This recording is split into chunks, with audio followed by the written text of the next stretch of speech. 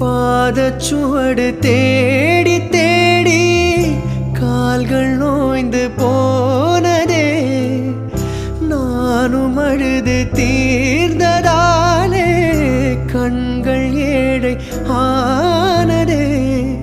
தலைவிதி என்னும் வார்த்தை இன்று கவலைக்கு மருந்தானதே. பேதங்களே வாழும் வரை சுகங்களே காதல் கதை.